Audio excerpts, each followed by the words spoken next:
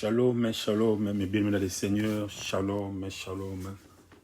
Soyez bénis là où vous êtes, mes bien-aimés. Soyez bénis. Aujourd'hui, nous sommes jeudi. Je me présente encore, comme d'habitude. Je suis le pasteur Ngasila Kibaya Roger, pasteur de Aïna, Bruxelles. Voilà.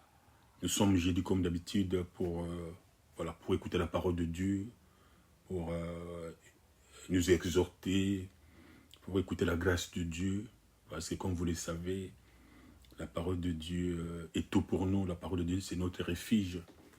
La parole de Dieu, c'est notre vie. Parce que le monde que nous voyons, ce monde passera. Tout passera. L'argent, les bâtiments, tout ce que nous voyons actuellement, passera. Mais la Bible nous dit que la parole de Dieu ne passera pas. Non, la parole de Dieu ne passera pas. Si nous lisons 2 Corinthiens chapitre 7, la Bible nous dit, nous rendons compte devant le Seigneur de tout ce que nous faisons en cachette. Voilà, nous allons rendre compte de ça. C'est pourquoi Dieu nous a envoyé sa parole pour pouvoir quitter le monde du péché, enfin d'entrer dans son royaume. C'est-à-dire que nous ne pouvons pas régner la parole de Dieu. Nous ne pouvons pas donner la parole de Dieu les dos. C'est pour notre destruction. Voilà, je suis le pasteur Ngasila Kibaya, le pasteur de Aïna Bruxelles. Je me présente encore devant vous comme d'habitude pour écouter la parole de Dieu. La parole de Dieu, c'est notre vie, c'est notre refuge, c'est notre santé. La parole de Dieu est tout pour nous, parce que l'homme a été créé par la parole de Dieu. Dieu nous a créés par sa parole. Si nous négligeons la parole de Dieu, nous nous négligeons nous-mêmes. Parce qu'il y aura un temps où nous aurons besoin de Dieu. Il y aura un temps où une personne aura besoin de Dieu. Voilà, chaque chose a sa fin. Même si nous négligeons la parole de Dieu, même si nous donnons le dos à la parole de Dieu, mais un jour, vous savez, dans cette terre, l'homme a sa fin. L'homme a sa fin, quoi que ce soit. Même si tu as beaucoup d'argent, même si tu as tout, même si tu as des immeubles, tu as tout ça, c'est qu'un jour, ces corps que tu portes, les corps que tu portes te dira, je suis à la fin, je vais retourner d'où je viens. Je vais retourner d'où je viens, parce que j'en ai marre. Un jour, ces corps te dira comme ça. Voilà. Donc, ça dit que la vie, après la mort, il y en a. Après la mort, il y a la vie, mes bien-aimés dans le Seigneur. Même si nous sommes bien dans ce monde, même si nous avons tout dans ce monde, mais préparons notre éternité. Comme je le dis souvent, si Dieu nous laisse le temps de vivre longtemps sur cette terre, parce que Dieu veut que nous préparons efficacement notre éternité. Parce que tu seras jugé de tout ce que tu fais sur cette terre, tu seras jugé. Tu rendras compte de ce que tu fais sur cette terre. Voilà, la parole de Dieu est tout pour nous. Nous ne pouvons pas négliger la parole de Dieu. Nous ne pouvons pas donner des dos à la parole de Dieu. La parole de Dieu est notre vie. La parole de Dieu est tout pour nous. C'est comme les poissons. Les poissons vivent dans l'eau. C'est son milieu idéal. C'est nous aussi. Nous, notre milieu idéal, c'est la parole de Dieu. Sans la parole de Dieu, mes bien-aimés dans le Seigneur, nous sommes foutus. Nous sommes foutus. Même pas aujourd'hui, plus tard. C'est une question de temps. Nous serons foutus. C'est pourquoi Dieu nous envoie sa parole pour pouvoir nous préparer. La parole de Dieu te protégera de la malédiction.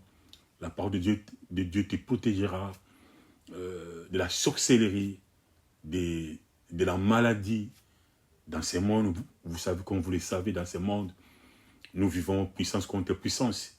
Si tu n'es pas puissant, tu es détruit. Le diable rôde comme un lion pour chercher qui il dévorera. La parole de Dieu, c'est notre protection.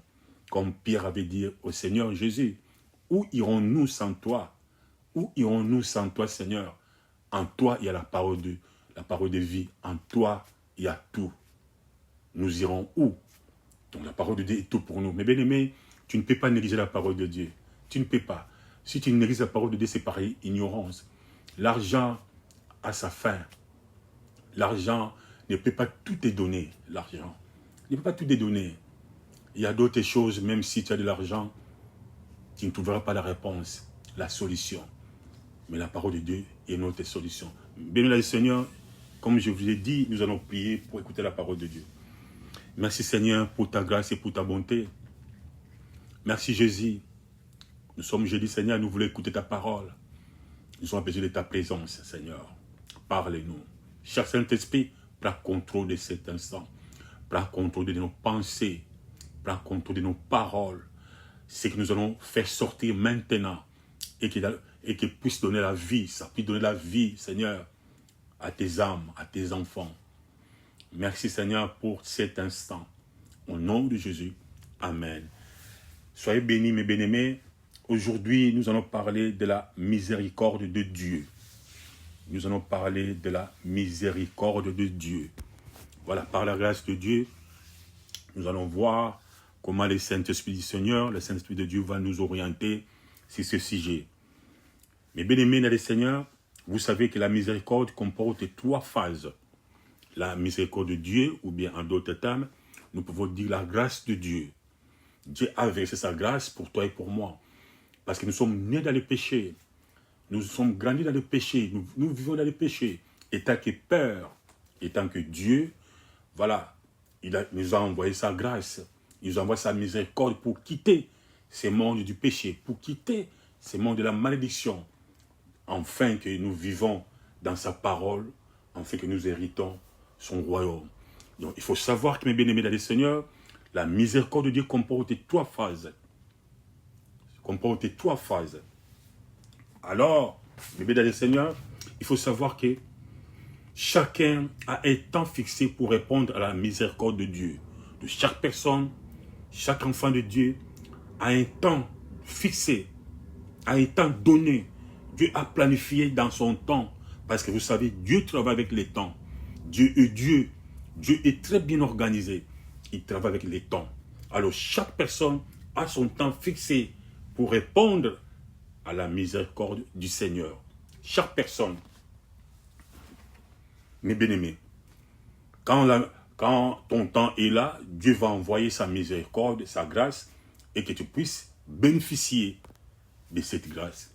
Mes bien-aimés, la première phase, c'est qu'on appelle la phase de l'ignorance, ou bien la phase du commencement de la miséricorde. Donc, la première phase, c'est la phase de l'ignorance, ou bien le commencement de la miséricorde de Dieu. Ça, c'est la première phase. Donc, nous allons parler de 2 ou de 3 phases de Dieu. Mais bien, vous savez, Dieu nous accorde sa miséricorde. Dieu t'accorde une miséricorde. Toi qui m'écoutes, toi qui es là, il faut savoir que Dieu, il y a 3 phases de miséricorde de Dieu. Il y a 3 phases. La première phase, c'est la phase de l'ignorance. La phase de l'ignorance. Dieu nous accorde sa miséricorde quand nous sommes dans l'ignorance. Quand nous marchons dans l'ignorance, quand nous vivons dans l'ignorance, là, Dieu fera tout pour nous envoyer sa miséricorde. Donc la première phase, c'est la phase de l'ignorance. Vous savez, bien aimé, Paul a parlé à Timothée de cette première phase de la miséricorde. Quand il s'est décrit lui-même comme quelqu'un qui avait été un blasphémateur, un persécuteur, un homme violent. Il avait obtenu la miséricorde parce qu'il faisait ces choses par ignorance, dans l'incrédulité. Oui, Paul a expliqué à son fils Timothée, voilà, c'est la première phase de l'ignorance. Il a expliqué à Timothée comment il marchait dans l'ignorance, comment il persécutait l'église de Dieu. Paul croyait faisant bien faire. Paul croyait qu'il faisait les choses, comment je peux dire, il rendait service à Dieu, la façon dont il persécutait l'église de Dieu. Vous voyez? Or, Paul le faisait dans l'ignorance. Il faisait dans l'ignorance, mes bien-aimés. Il faisait de l'ignorance, mes bien-aimés. Souvenez-vous que la miséricorde est un pardon immérité de Dieu. La Bible nous affirme que personne n'est juste devant le Seigneur, même pas un seul. Romains chapitre 3, versets 10 à 18. Dieu voit le péché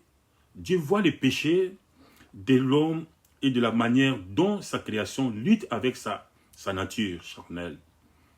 Il sait qu'un grand nombre d'êtres humains ne connaissent pas ses voies. C'est pourquoi, dès que nous sommes conscients de notre péché et que nous nous repentons, réellement, il nous pardonne généreusement. Vous voyez, mes bien-aimés, ça dit que la première phase de Dieu, c'est la phase de l'ignorance. C'est la phase de la grâce de Dieu qu'on peut dire. C'est la phase de l'ignorance. C'est la première phase. Et là même, Paul, nous avons vu comment Paul marchait devant le Seigneur. Nous avons vu comment Paul persécutait l'Église de Dieu, croyant bien faire. Nous avons vu comment Paul le faisait. Même Paul a signalé ça à Timothée. Or, Paul le faisait par ignorance. Peut-être toi tu es là. Peut-être tu es là, mes bien-aimés. Tu vis dans l'ignorance de Dieu. Tu n'as pas encore reçu Jésus dans ta vie. Tu n'as pas encore cru à ton Seigneur. Tu vis dans l'ignorance. Tu fais des choses dans l'ignorance. C'est la phase de l'ignorance. La première phase, c'est la phase de l'ignorance. Et Dieu, par sa grâce, il a préparé très bien pour nous faire quitter dans ces phases. Dans cette phase. Pour nous faire quitter dans cette phase. C'est très dangereux. La Bible nous dit que Jésus revient bientôt. Et Dieu, dans sa bonté, il ne veut pas nous laisser dans cette phase. Et Dieu veut nous faire quitter dans cette phase. Dieu a très bien préparé sa vie. A très bien préparé ses projets devant ses enfants. C'est la phase de l'ignorance. Peut-être tu es là, tu vis dans l'ignorance. Tu marches dans l'ignorance. Il faut savoir que Dieu est vivant. Dieu t'aime beaucoup. Dieu a besoin de toi. Dieu veut que tout ce que tu vis, la vie que tu vis, que tu l'abandonnes. Que tu l'abandonnes parce qu'il faut savoir qu'après la mort, il y a une vie. Tu mourras, tu partiras. Dieu va nous juger. Tu seras jugé. Et c'est pourquoi Dieu te dit que tu es dans la phase de l'ignorance. Et Dieu veut que tu puisses quitter cette phase. Tu puisses quitter cette phase. Mais bien, Seigneur, il y a une deuxième phase maintenant. Une deuxième phase qu'on appelle le milieu de la miséricorde ou la miséricorde. C'est une deuxième phase. Nous avons dit, il y a 3 phases de Dieu. Dieu a tout préparé. Donc chaque personne a son temps où il va recevoir la miséricorde de Dieu. Quand tu vis dans l'ignorance, Dieu a son temps pour que tu puisses écouter la parole de Dieu. En fait, tu quittes dans cette phase de l'ignorance. Et deuxième phase, c'est la phase de la miséricorde. La deuxième phase, c'est la phase de la miséricorde de Dieu. Ou bien le milieu de la miséricorde. Alors, dans cette phase ici, Dieu nous fait sa grâce, nous fait comprendre sa grâce. Dieu nous envoya la parole de Dieu. Il nous fait sa grâce, il nous envoie sa parole pour quitter de l'ignorance. Dieu nous fait comprendre qu'il est vivant, qu'il a été mort sur la croix. Il a tout donné sur la croix. Dieu nous fait comprendre que un jour, nous allons nous rendre compte de tout ce que nous faisons sur cette terre, de la phase de la miséricorde. C'est une phase que Dieu nous envoie sa parole afin que nous puissions quitter le péché. Ça, c'est la deuxième phase. Ici, Dieu nous fait sa grâce en nous envoyant sa parole afin de quitter le monde du péché. Dieu nous envoie sa parole. Dieu nous montre sa grâce. Dieu nous montre sa bonté. Lui-même étant aussi Dieu, nous avertit de nous repentir, bien dans le Seigneur. Voilà, de nous repentir. Le milieu de la miséricorde. Cette phase et le système judiciaire pourrait appeler une seconde enfance. Les Écritures contiennent de nombreux exemples de gens qui sont passés par cet stade intermédiaire. Ils ont été avertis. Certains se sont repentis. Dans cette phase, ils ont écouté la grâce de Dieu, mais beaucoup ont accepté cette grâce, se sont repentis. D'autres ont continué sur le même chemin. Exemple, Jonas. Jonas, par exemple, s'est rebellé contre le Seigneur, mais Dieu lui a fait sa grâce. Quand il s'est repenti, il s'est détourné de son péché. D'autres se sont rebellés contre Dieu. Après avoir été avertis, ils se sont égarés loin du Seigneur, comme par exemple Saoul dans l'Ancien Testament. Mes bien-aimés, c'est une phase où Dieu envoie sa parole pour que l'homme quitte le péché, pour que l'homme quitte la voie qu'il a empruntée. Mais d'autres personnes reçoivent cette grâce et ils répandent. Mais d'autres personnes foulent cette grâce aux pieds. Mais bien, le Seigneur, c'était dangereux de fouler cette grâce aux pieds. Vous voyez? Mais bien, le Seigneur, toi qui es dans cette phase de miséricorde, écoute aujourd'hui, c'est ton temps. Toi qui m'écoutes,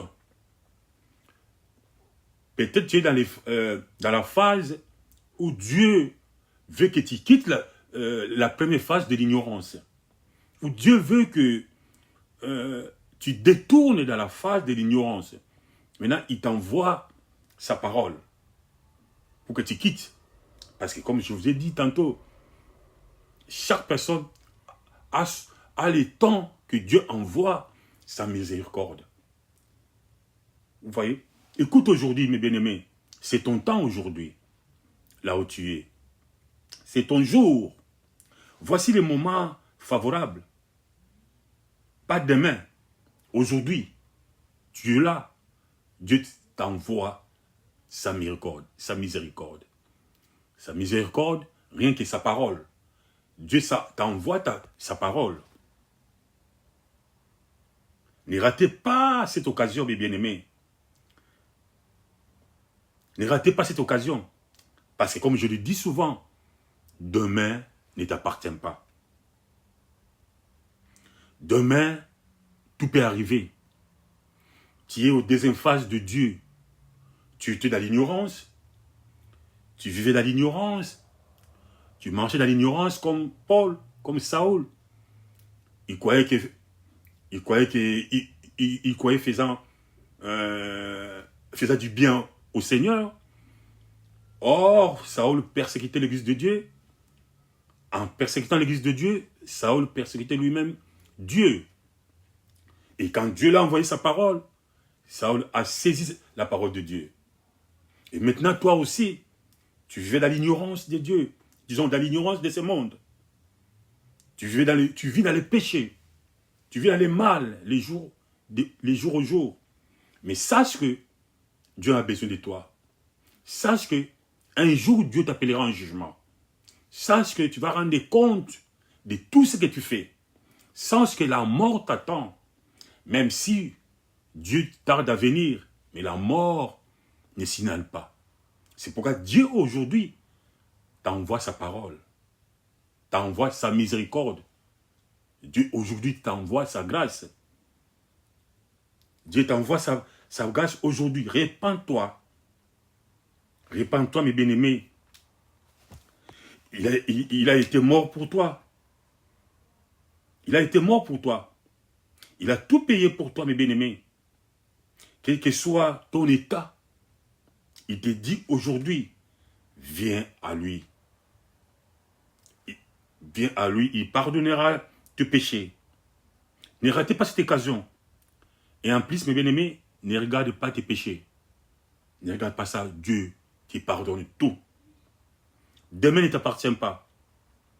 Dieu te fait sa miséricorde aujourd'hui. Dieu te fait sa miséricorde aujourd'hui. Dieu te dit, viens. Viens.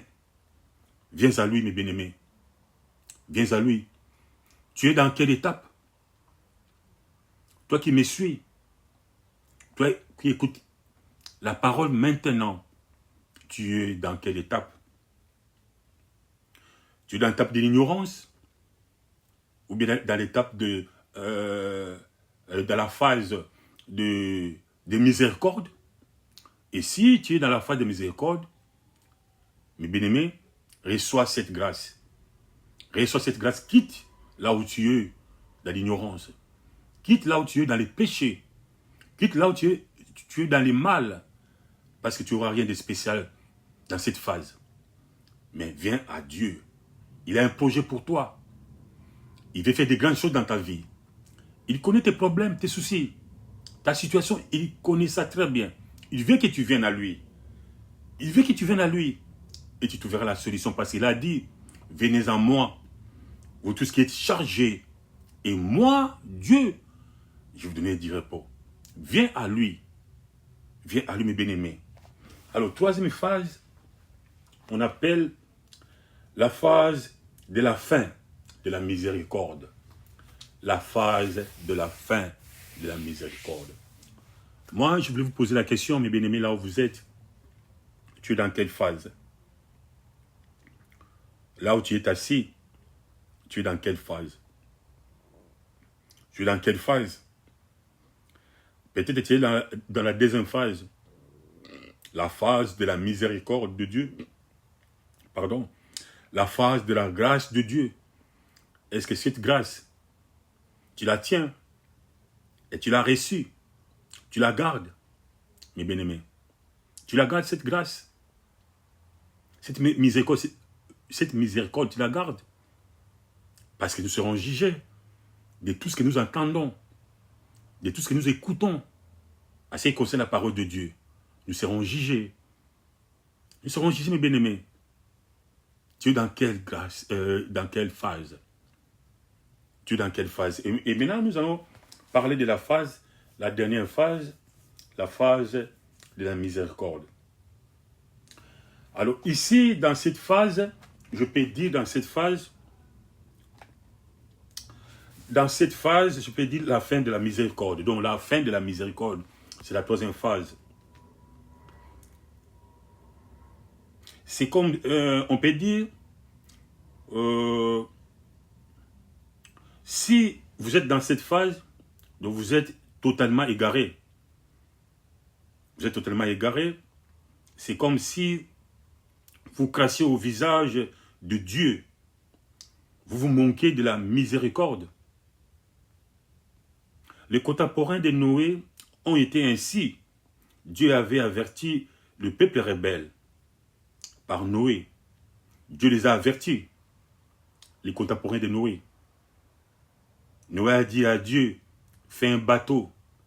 Mais d'abord, il faut signaler les gens.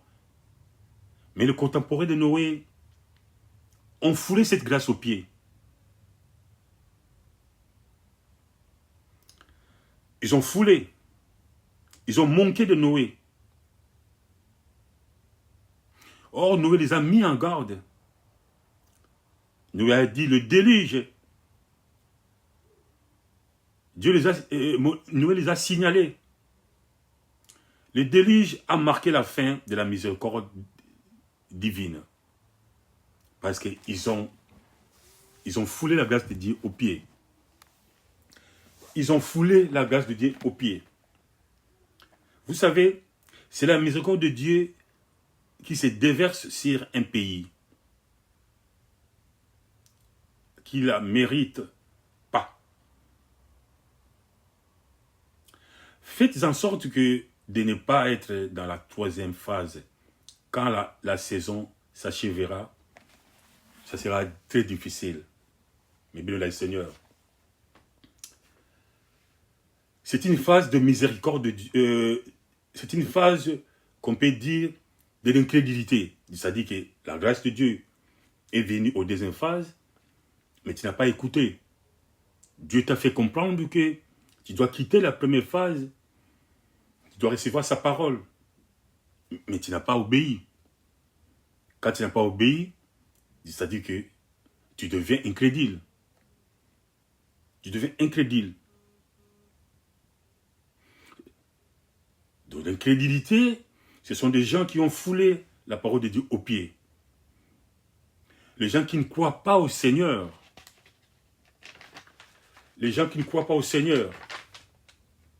Si vous êtes dans cette étape, c'est très dangereux. Toi, tu es dans quelle étape? Tu es dans quelle étape? Regarde bien ta vie.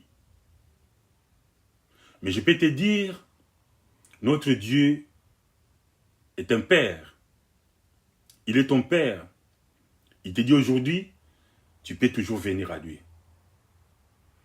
Tu peux renoncer ton incrédulité. Tu peux quitter ton incrédulité. Dieu est là pour toi. Dieu a tout donné pour toi. Malgré ton incrédulité, Dieu t'a dit, écoute ma parole. Dieu te dit, aujourd'hui, là où tu es, écoute sa parole. Écoute sa parole. Et il revient bientôt. Il revient bientôt. Même si ça prend du temps. Mais la mort est là. La mort ne parle pas, mes bien-aimés dans le Seigneur. Alléluia. La mort ne parle pas, mes bien-aimés. Peut-être tu as tout, tu te dis que je suis bien, j'ai tout. J'ai de l'argent, j'ai ma voiture. Mais bien-aimés, c'est une question de temps. Il y aura un jour où ta chair, les corps que tu portes, te dira, j'en ai marre, je vais retourner d'où je viens. Et maintenant, là, tu auras besoin de Dieu. Même pas ça. Mais après la mort, il y a une vie. Nous tous, nous passerons dans les jugements. Même toi, tu passeras dans les jugements, toi qui m'écoutes. Tu seras jugé. Si Dieu t'a laissé le temps de vivre longtemps, si c'est heure, parce qu'il veut que tu prépares ton éternité. Tu le prépares sérieusement. Parce que mes bien-aimés, ça sera dur. Le jugement du Seigneur, ça sera dur. Ça sera difficile. Si tu négliges, tu vas regretter toi-même. Nous serons jugés. Il n'y a rien qui va passer devant le Seigneur sans récompense. Il n'y a rien. Tout ce que nous faisons en cachette, ou bien tout ce que nous faisons du bien, nous serons récompensés, ou bien nous serons jugés. Mais bien aimé, notre Dieu est un Père. Toi qui foules la grâce de Dieu aux pieds, toi qui négliges la grâce de Dieu, Dieu te dit aujourd'hui, viens, viens à lui. Je suis un Père, viens à moi. Il te dit, tu peux venir à moi. C'est très dangereux de vivre sans Christ, mes bien-aimés. C'est très dangereux car il revient bientôt. Tu iras où si Jésus revient aujourd'hui? Tu iras où, mes bien-aimés? Il faut poser la question, si aujourd'hui je meurs, j'irai où? Si aujourd'hui Jésus revient bientôt, si aujourd'hui Jésus revient, j'irai où? Parce que comme je l'ai dit tantôt, après la mort, il y a une vie. Tu iras où? Il faut savoir qu'après la mort, il y a une vie. Mes bien-aimés, mes bien-aimés, Seigneur, alléluia. Il y a le séjour des morts et il y a le paradis. Dieu te dit, choisis le paradis. Choisis le paradis. Dans le séjour des morts, la Bible nous dit, nous allons commencer à brûler en regardant. On se brûle en regardant. Beaucoup diront, Seigneur, est-ce que je peux mourir? Dieu dira, non, il n'y aura pas la mort. La mort, il n'y aura pas. La mort, il n'y aura pas. On brûle, on regarde, on vit. Ça sera la vie pour toujours. Mais le royaume est là. C'est pourquoi vous voyez que Dieu nous envoie sa parole. Pour que nous ne puissions pas entrer dans cet enfer. Parce que l'enfer a été créé pour le diable. L'enfer n'a pas été créé pour les enfants de Dieu. L'enfer a été créé pour le diable. Vous voyez? Mais si nous foulons la grâce de Dieu aux pieds, si nous ne voulons pas écouter la parole de Dieu, nous risquons d'aller à l'enfer avec le diable. Mais ce n'est pas ça la volonté de Dieu. C'est pourquoi aujourd'hui, Dieu t'envoie sa parole. quitter ces mondes du péché. Quitter ces mondes qui ne te donnera rien du tout au final. Merci beaucoup, mes bien-aimés dans le Seigneur. Merci d'avoir écouté cette parole. Je pense que toi qui es dans cette troisième phase de l'incrédulité, je pense que tu as bien compris qu'il faut quitter cette phase et recevoir Jésus dans ta vie. Reçois Jésus dans ta vie. Reçois Jésus. Reçois Dieu dans ta vie. Il t'aime beaucoup, il a tout payé pour toi. Il a un projet de paix et de bonheur pour toi. Il t'aime beaucoup, il a tout payé. Ne t'inquiète pas l'état que tu es. Dieu te pardonne. Il te pardonne. Il suffit de le recevoir dans ta vie. Il te pardonne, mes bien-aimés. Voilà. Si tu es d'accord avec moi, tu veux recevoir Jésus dans ta vie. Toi qui m'écoutes, voilà, tu vas incliner ta tête et moi je vais prier pour toi. C'est simple. Tu ne payes rien, tu ne donnes rien. C'est mal de le recevoir. Être d'accord avec cette parole que je prêche. Alors, si tu es d'accord là où tu es, tu veux recevoir Jésus dans ta vie. Alors, mes bien-aimés, alléluia, je te dis, tu vas suivre la prière que je vais faire maintenant là. En tout cas, soyez bénis. Que le Seigneur vous bénisse. Que le Dieu vivant, le Tout-Puissant qui est au ciel, le Dieu qui te protège, maintenant tu es vivant. Maintenant tu es en bonne santé, tu marches. Oh, beaucoup n'ont pas eu cette grâce, mais toi qui m'écoutes, tu as eu cette grâce. Que Dieu te bénisse. Sois béni, allez en avant. Alors tu vas me suivre la prière que je vais faire maintenant. Et quand tu me suis totalement, tu deviens un enfant de Dieu, Dieu te pardonne. Alors tu vas chercher une église que tu veux, une bonne église que tu veux, et tu vas commencer à fréquenter cette église. Alors nous allons prier. Tu vas me suivre maintenant. Seigneur Jésus, je viens à toi. J'ai écouté ta parole et ta parole m'a frappé. Et maintenant, Seigneur, j'accepte d'abandonner le péché. J'accepte d'abandonner tout ce qui n'est pas bon devant ta face. Et j'accepte de te recevoir dans ma vie. Devenir ton enfant. Devenir ton fils. Seigneur, reçois-moi dans ta présence. Reçois-moi, Seigneur. Reçois-moi, Jésus. Tu es ma vie. Tu es tout pour moi. Reçois-moi. Voilà. Mes bien-aimés, automatiquement, tu es devenu un enfant de Dieu. Automatiquement. C'est simple comme bonjour. Alors maintenant, nous allons prier pour clôturer. Et on se verra le jeudi prochain. Merci Seigneur Jésus pour écouter ta parole. J'abandonne tes enfants qui ont écouté cette parole entre tes mains. Laisse que cette parole soit gravée dans leur cœur, Seigneur.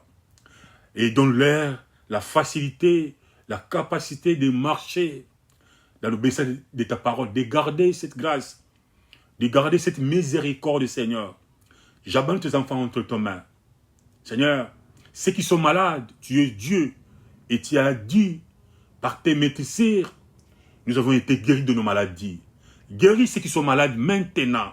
Seigneur, quel que soit le nom de la maladie, quel que soit les problèmes, Seigneur, là où ils sont, je donne de l'ordre maintenant. Qu'ils soient guéris, toute maladie, quelles que soient les maladies. Quittez le vide des enfants de Dieu. Quittez maintenant, toi maladie. Le corps est le temple du Saint-Esprit. Le corps n'est pas le temple du diable.